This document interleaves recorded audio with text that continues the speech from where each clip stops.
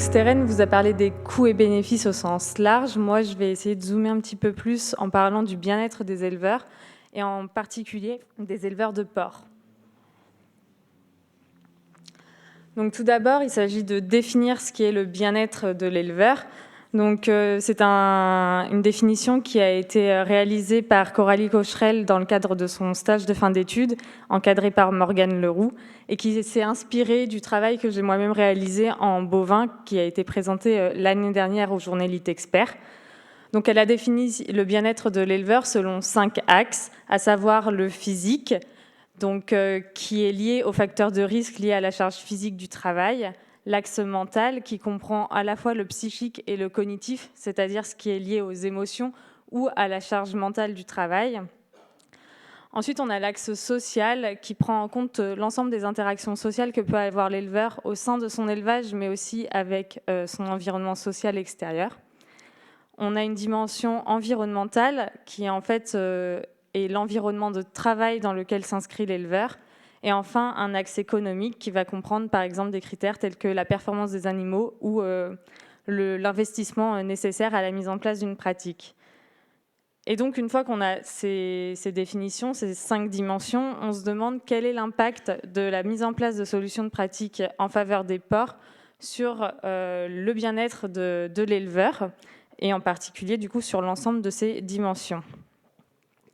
Donc pour répondre à cette question, Coralie a effectué des enquêtes qualitatives en élevage auprès de 15 éleveurs et elle a regardé 7 solutions en faveur du bien-être des animaux, à savoir les maternités liberté, les verrateries liberté, l'élevage des gestantes en groupe sur paille, la domestication des cochettes, la sociabilisation précoce, comme on en a parlé ce matin, l'arrêt de la castration et l'arrêt de la codectomie. Donc au total, c'est 45 évaluations qui ont été réalisées, sur laquelle elle a effectué une analyse thématique qui montre que globalement, l'impact de la mise en place d'au moins une de ces solutions est positif sur le bien-être de l'éleveur. Mais ces résultats sont à nuancer, puisque la mise en place d'une de ces solutions va dépendre fortement de sa nature. Donc là, dans les exemples que j'ai cités, la nature de la solution, elle va être soit une suppression d'une pratique, en l'occurrence d'une pratique mutilante, ou un ajout ou une modification de pratique. Cette observation, elle est d'autant plus vraie lorsqu'on regarde les 3 axes qui sont ici représentés, donc l'axe économique, l'axe physique et l'axe environnement de travail.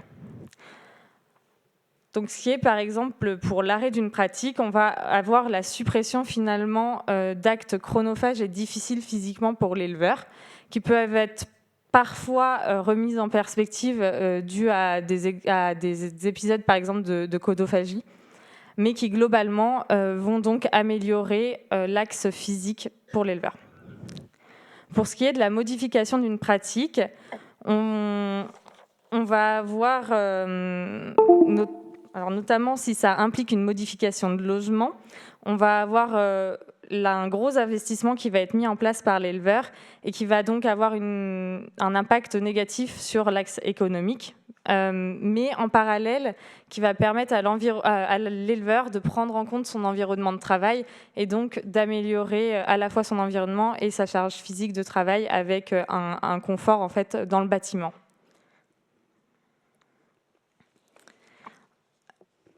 Enfin, pour ce qui est de l'ajout d'une pratique, on va avoir un investissement en temps qui va être important au début pour l'éleveur. Et donc ici, une dégradation de l'axe physique, puisque le temps de travail est un critère de cet axe. Mais généralement, c'est des pratiques, en tout cas pour ce qui est des solutions qui ont été évaluées ici par Coralie, ce sont des pratiques qui sont généralement peu coûteuses et qui ont des effets bénéfiques sur les performances des animaux. Donc, si on a des résultats qui sont nuancés sur les 3 axes que je vous ai cités, on a 2 axes qui sont globalement positivement impactés. Donc, il s'agit de l'axe mental et de l'axe social. Donc, l'axe mental, il a un impact positif avec une médiane qui est comprise entre 0 et 2 par rapport à la pratique standard, donc sur une échelle de -3 à 3, sur le même principe que ce que vous a présenté Steren tout à l'heure. Et ce résultat, il est notamment dû à une forte amélioration de la relation homme-animal. Donc là, je vous ai mis quelques exemples, notamment sur la domestication des cochettes, où l'éleveur E2 nous dit « Une fois qu'elle te bouffe les bottes, tu es content, tu dis que tu as réussi ». Ou l'éleveur E17 qui nous dit « Dans le système qu'on envisage, c'est sûr que la domestication des animaux, c'est essentiel. Pour que ça fonctionne, il faut que l'animal ait confiance en nous, et nous, en eux.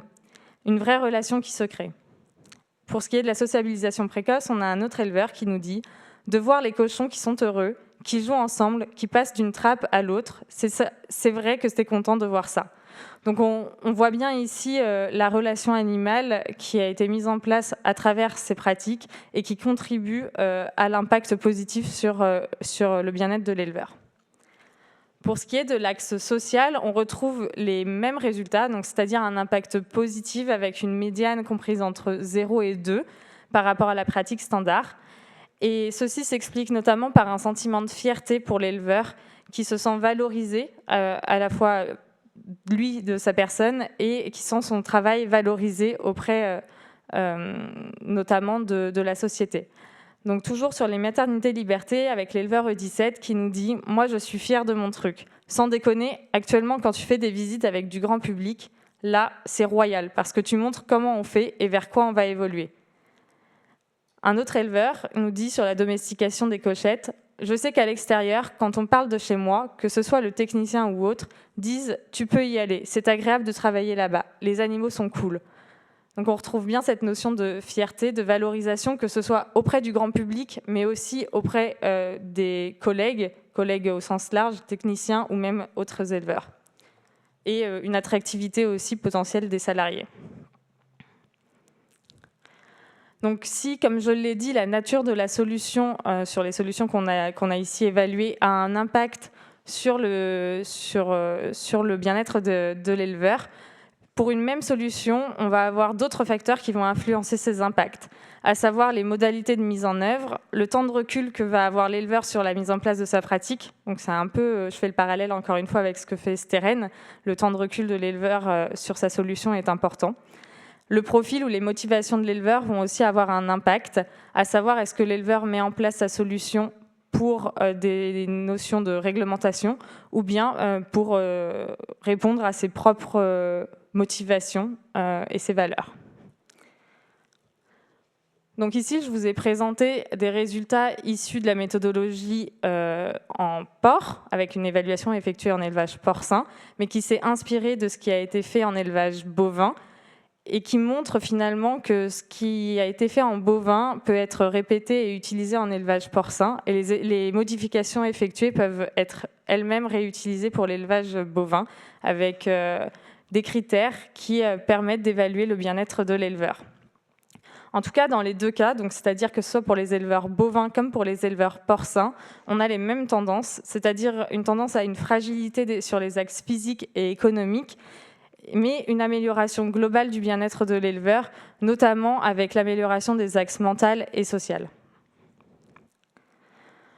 On peut se demander alors comment aider les éleveurs à mettre en place des solutions en faveur du bien-être des animaux qui contribueraient à augmenter aussi leur propre bien-être. Pour cela, l'idée, ce serait d'accompagner les éleveurs pour leur permettre de mettre en place des pratiques qui soient réfléchies, adaptées et continuellement ajustées à leurs propres besoins. Pour cela, il y a le jeu de cartes du Lit Ouesterel qui a été créé et qui a été présenté l'année dernière. Si jamais vous n'en avez pas connaissance, j'en ai apporté quelques exemplaires qu'on pourra regarder ensemble à la pause, mais qui permet de définir avec l'éleveur ses besoins et donc de lui proposer derrière une solution qui soit adaptée. On pourrait aussi envisager une valorisation économique ou une aide financière aux investissements ou à la démarche de progrès. Et ça, c'est le travail qui est réalisé par Dorine au sein de l'association et qui vous sera présenté tout à l'heure. Je vous remercie pour votre attention et j'attends vos questions.